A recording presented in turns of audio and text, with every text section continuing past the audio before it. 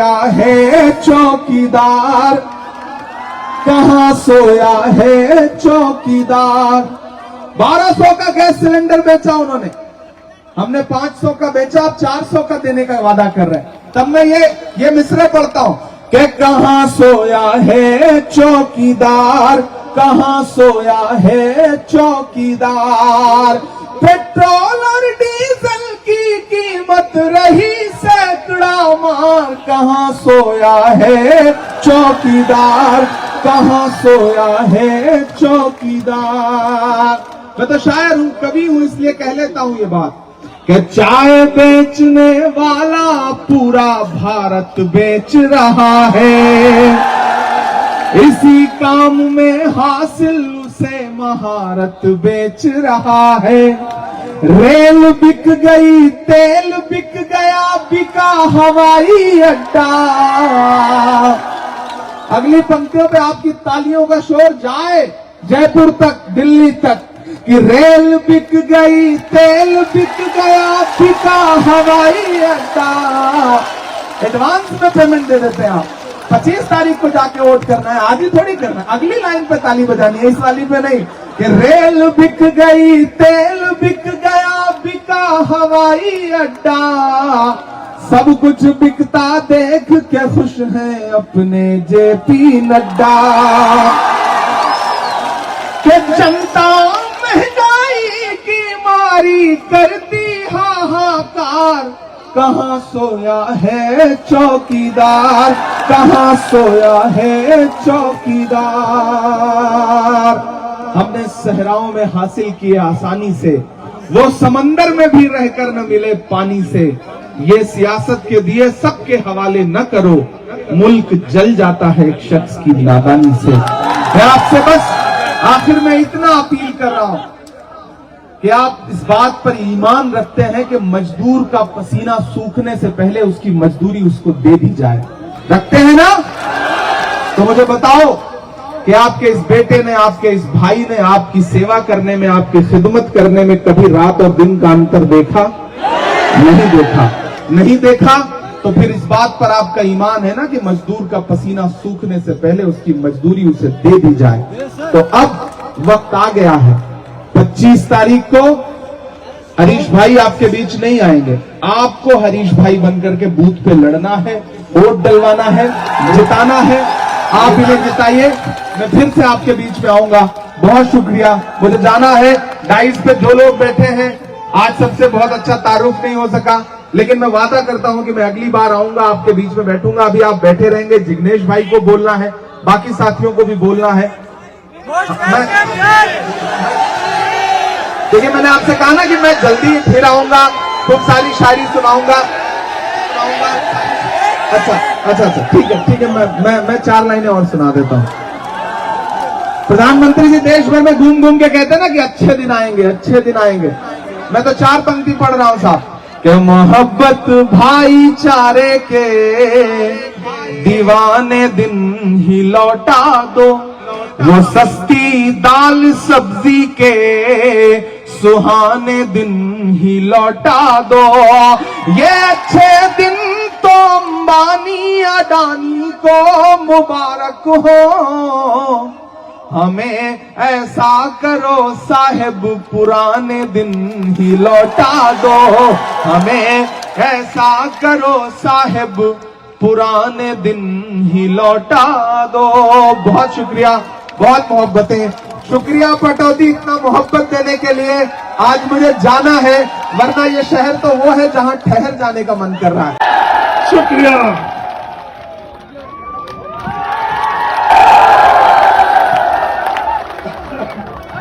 पाटौदी की ऐतिहासिक सरजमीन।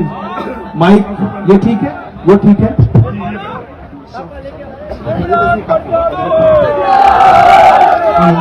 पहली बार आपके दयारे मोहब्बत में हाजिर हुआ हूं। आपका जोश, आपका उत्साह और हरीश भाई के लिए आपका प्यार। हम आतिशे सोजा में भी हक बात कहेंगे, हम आतिशे सोजा में भी हक बात कहेंगे, कुंदन की तरह दहर में ताबिंदा रहेंगे। तारीख बताती है कि हर दौरे सितम में हम जिंदा थे, हम जिंदा हैं, हम जिंदा रहेंगे। जो प्यार आपका हरीश चौधरी के लिए मैंने देखा है, मैं सैल्यूट करता हूं आपको। बहुत दूर से सफर तय करके आया हूं, तेलंगाना चुनाव प्रचार में था। हरीश भाई का फोन आया, राहुल राव जी बैठे हैं, इनका फोन आया कि यहां आना ही पड़ेगा बायतू में। मैंने कहा अगर बढ़ता बायतू है तो उसमें 2 कदम मेरे भी अगर मिल जाएंगे तो ये और अच्छा होगा।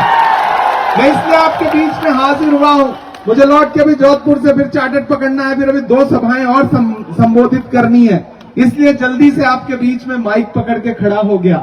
मैं आपसे बस 2-3 बातें कहने आया हूं। पाटौदी के लोगों, आप बड़ी तादाद में यहाँ इकट्ठा है, पहली बार आया हूं, लेकिन यकीन करें आके ये महसूस कर रहा हूं कितना भी खराब सफर करके आया, मोहब्बत का अगर इम्कान होता तो घर में मीर का दीवान होता। मोहब्बत का अगर इम्कान होता तो घर में मीर का दीवान होता। तेरी महफिल में आकर सोचते हैं ना आते तो बड़ा नुकसान होता। तो प्यारे लोग हैं आप, बहुत अच्छे लोग हैं, बड़ी ऊर्जा है आप में। मैं पूरे देश में चुनाव प्रचार करके छत्तीसगढ़ में, मध्य प्रदेश में, तेलंगाना में और अब राजस्थान में हूं। मैं देश के जिन भी विधानसभाओं में गया, अपने प्रत्याशी के प्रति इतना प्यार और इतना समर्पण बहुत कम जगहों पे देखने को मिलता है। मैं इस बात की प्रशंसा करता हूं आपकी, इस बात की तारीफ करता हूं आपकी। बस आपसे 2-3 बातें कहने आया हूं। ये जो विधानसभा का चुनाव है, ये सिर्फ विधानसभा का चुनाव नहीं है। 25 नवंबर को आप जब ईवीएम की कतार, मत सोचिएगा कि आप एक विधायक चुनने जा रहे हैं। सेमीफाइनल है। एक भी वोट बर्बाद किया, एक भी वोट बर्बाद किया किसी के झांसे में आकर के, तो फिर ये समझो कि आप सेमीफाइनल हारेंगे। इसलिए मैं आपसे ये कहने आया हूं कि ये इलेक्शन बहुत महत्वपूर्ण है। एक तरफ भाजपा की नफरत की राजनीति है और दी है। मैं तेलंगाना से आपको बाजार में मोहब्बत की दुकान खोल रहा हूं, तो वो दुकान राजस्थान में फिर से खुलेगी? मेरा जवाब सुनना। मैंने कहा देखो भाई, ये राजस्थान है, जब भी करता है, कुछ भी करता है तो बड़ा करता है। नफरत के बाजार में मोहब्बत की दुकान तो कर्नाटक में खुली है, राजस्थान में तो शोरूम खुलेगा। राजस्थान में नफरत के बाजार में मोहब्बत का शोरूम खुलेगा। एक तरफ भाजपा की राजनीति है, प्रधानमंत्री रोड शो कर रहे हैं। कल उन्होंने रोड शो किया जयपुर में, लेकिन आज जितनी भीड़ यहां है उतनी जयपुर में उनके रोड शो में नहीं थी। ऐसे रोड शो करके ऐसे लोगों के बीच में जाके वोट मांग रहे हैं, ऐसा लग रहा है जैसे वो प्रधानमंत्री ना होके बल्कि राजस्थान के मुख्यमंत्री के प्रत्याशी हों वो। क्योंकि भाजपा के पास तो कोई चेहरा नहीं है, भाजपा के पास कोई चेहरा नहीं है बनाया, लेकिन उनको और उन्हें है। अगर आप एक वोट भी बर्बाद करते हैं तो दरअसल आप उन्हीं को फायदा पहुंचाएंगे। मैं आपसे ये अपील करने आया हूं कि पूरे देश में, मैं मेंबर ऑफ पार्लियामेंट हूं, मैं संसद में बैठता हूं, मैं हेल्थ कमेटी की स्टैंडिंग कमेटी का मेंबर हूं। मैं आपको एक बात बता रहा हूं, बहुत गंभीरता से मेरी बात सुनना। जब भी हमारी स्टैंडिंग कमेटी पार्लियामेंट की बैठती है और देश में स्वास्थ्य सेवाओं के सुधार की बात होती है, तो उसमें भाजपा के भी सांसद उसके सदस्य हैं, वो कहते हैं कि चिरंजीवी योजना जैसी योजना अगर देश में लागू हो तब जाकर के देश में स्वास्थ्य सुधरेगा। 25 लाख रुपए सरकार आपको देती रही स्वास्थ्य के लिए, और अब तो कल सरकार ने, हमारी कांग्रेस पार्टी ने ऐलान किया कि अगर फिर से सरकार बनेगी तो 50 लाख रुपए आपको दिए जाएंगे। एक तरफ भाजपा की नफरत की राजनीति और एक तरफ कांग्रेस की मोहब्बत की राजनीति में, एक तरफ 1200 रुपए का गैस सिलेंडर है और कांग्रेस क्या कह रही है, बेच रही है 500 रुपए में गैस सिलेंडर आपको। और अब कल ऐलान किया कि हम 500 छोड़िए, सरकार बनी तो 400 रुपए का बेचेंगे। 12वीं तक की शिक्षा के लिए राइट टू एजुकेशन ला करके प्राइवेट स्कूलों तक में फ्री एजुकेशन देने का दावा कर रही है कांग्रेस पार्टी। उधर भाजपा क्या कहती है कि पकौड़ा तलो, वही रोजगार है। हर दिन सवाल पूछते रहते हैं प्रधानमंत्री जी पार्लियामेंट में खड़े होकर के कि बताइए कांग्रेस वालों आपने 70 साल में किया क्या है। तो एक दिन हम लोगों के सामने खड़े होकर उधर कह रहे थे बताओ कांग्रेस वालों 70 साल में बता दोगे तो ये उसको भी बेच देंगे। इनका काम सिर्फ बेचने का है। हमने विकास किया, हरीश जी ने यहां विकास किया। जिस तरह से सहरा को भी इन्होंने गुलजार बनाया है, मैं उसके लिए इनको मुबारकबाद दूंगा। मैं तो पहली बार आया, यकीन जाने मुझे अफसोस हो रहा है कि मैं इससे पहले यहां क्यों नहीं आ पाया।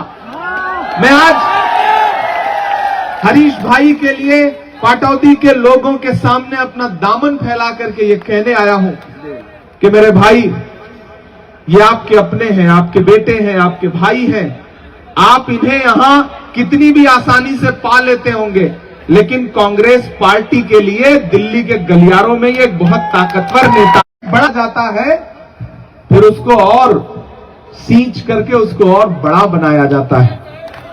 शायरी भी सुना दूंगा, शायरी भी सुना दूंगा। मुझे जाना है, मैं तो सिर्फ ये कहने आया हूं कि योजनाएं कांग्रेस सरकार ने जो 5 साल में लागू की हैं, उन्हें और बढ़ाने के लिए एक मौका और कांग्रेस को दीजिए। कितना सोच रखा है आप लोगों ने? 50,000। तो मेरे कहने पे 6 और बढ़ा दीजिए, 56 हो जाए, ताकि नरेंद्र मोदी जी को लगे कि उन्हीं का सीना 56 इंच का नहीं है, बल्कि बायतू का भी सीना 56 इंच का है। ये उन्हें एहसास हो जाए। मैं तो हरीश भाई, पानी मत पीजिए, पानी पिलाना है विपक्षियों को, पानी पीना थोड़े है। मैं तो ये कहने आया हूं मेरे भाई कि बहुत देर भाषण नहीं दूंगा, आपको बहुत सारा भाषण सुनना है। हरीश भाई मेरे साथ खड़े हैं, मैं तो सिर्फ 4 पंक्तियां पढ़ूंगा, 4 लाइनें पढ़ूंगा शायरी के। कि दायरे में सिमट के आएगा। ये जो इधर उधर छोटे छोटे दल घूम रहे हैं, वो सोचते हैं कि वो हरीश चौधरी का वोट काट लेंगे और हरा देंगे। तो मैं उन्हें बताना चाहता हूं कि दायरे में सिमट के आएगा, हर रवायत से हट के आएगा। आंधियों को जरा खबर कर दो,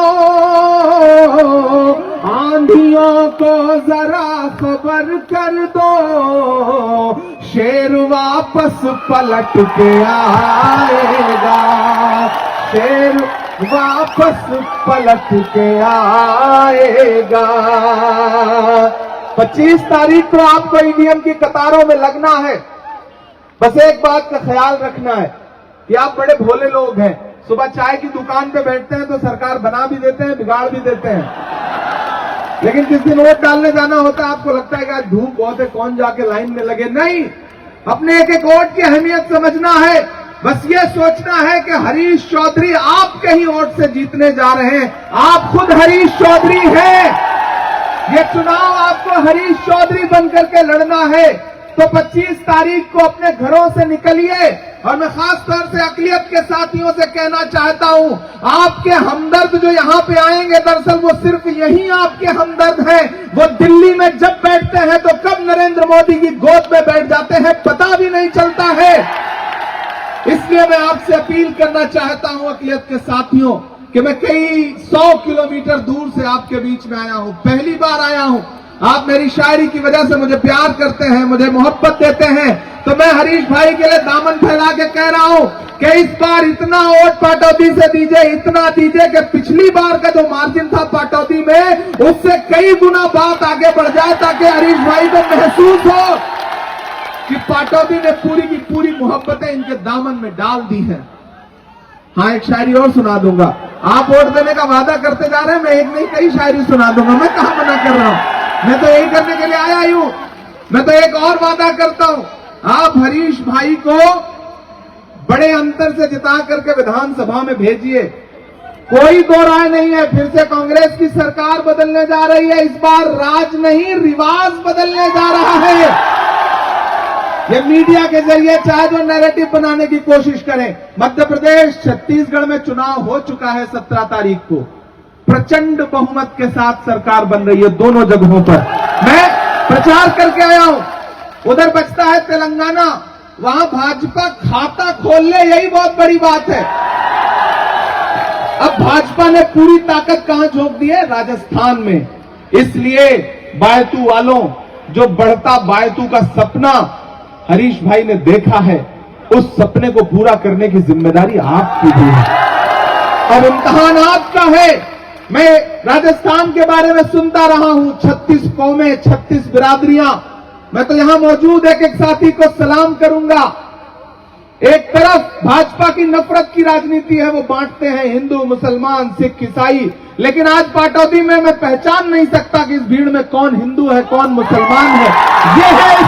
ये है इस पहल बायतू की ताकत। इस ताकत को बचाने के लिए आपको हरीश चौधरी को मजबूत करना पड़ेगा। गांधी को वोट मिलेगा। आप हरीश चौधरी को वोट देंगे तो मल्लिकार्जुन खड़गे जी को मिलेगा। आप हरीश चौधरी को वोट देंगे तो प्रियंका प्रतापगढ़ी को मजबूत करेंगे।